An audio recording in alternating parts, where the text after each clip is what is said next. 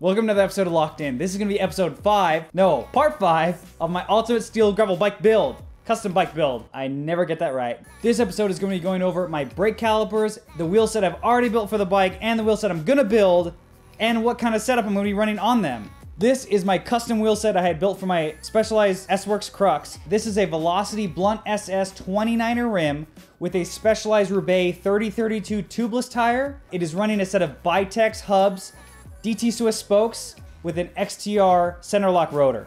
Now these wheels I definitely kind of broke the mold with, in the sense of I probably didn't do it the right way, but I wanted to experiment with how wide of rim and how small of tire I could go to really plump up the tire. I definitely found the minimum for these rims at 32 millimeters. Now I definitely went with something that's unconventional because I went so wide with the rim, and I'm happy I did it, but I definitely have learned some things from it.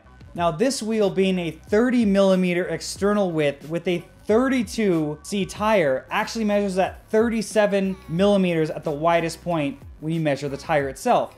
So this was a great wheel set to run on gravel because I could air this down so low because of the massive amount of interior volume that it would still grip, even though it's basically a slick tire with just a little bit of tread on the side. Now, I definitely had a big contact patch on the road, which probably slowed me down, but it was a great middle ground wheel set, which I could air up to a higher PSI on the road and air down really low for even loose dirt and still have pretty good traction on it. Doing this again, I'd probably put at least a 35C tire on there because these support, I believe, over a 2.0 tire. So I definitely pushed the limits as far as that goes, and I would definitely put a 33C cross tire or a 35C gravel tire on these after these tires wear out, which did great for me, by the way, and I would definitely recommend these Roubaix tires.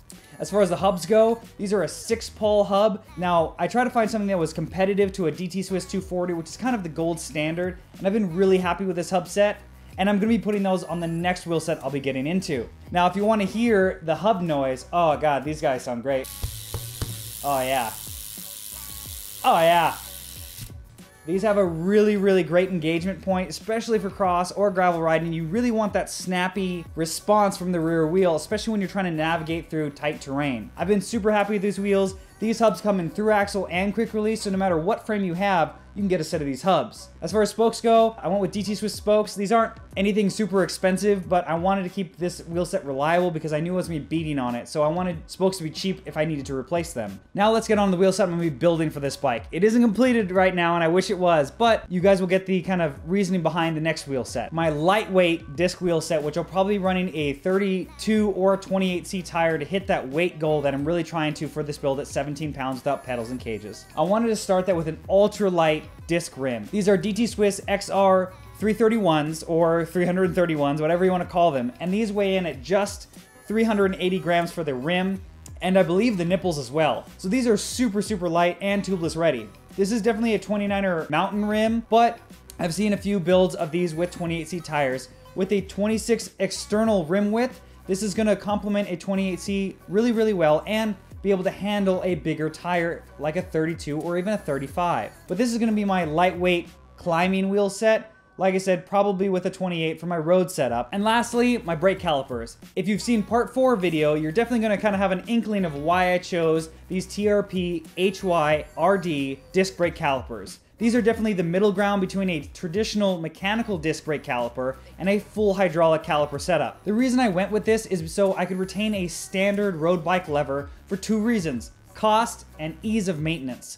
Now with the TRP units, they actually have a mineral oil reservoir to help improve braking. Instead of just relying on just your hand strength like a mechanical disc brake caliper, these add a little bit of extra power with the mineral oil. Now, I'd say they're, in my opinion, about 70 to 80% as good as a full hydraulic setup, but they cost a ton less.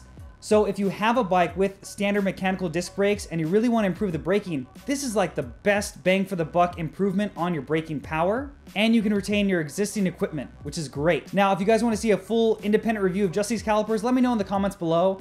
It's definitely something that's a really worthwhile upgrade in my opinion. So now you guys have an idea of what wheels I'm going to be building, what wheels I have, what kind of brakes I'm going to be running. So I hope you guys like this video. Please make sure to give this video a thumbs up, subscribe if you haven't already, like me on Facebook, Twitter, and Instagram, so you guys get all the updates on all my bike builds, all of my videos, everything that goes along with this channel, and much more. And I can't wait for you guys to see the completed build. So thanks for watching another episode of Locked In. Let's get locked in.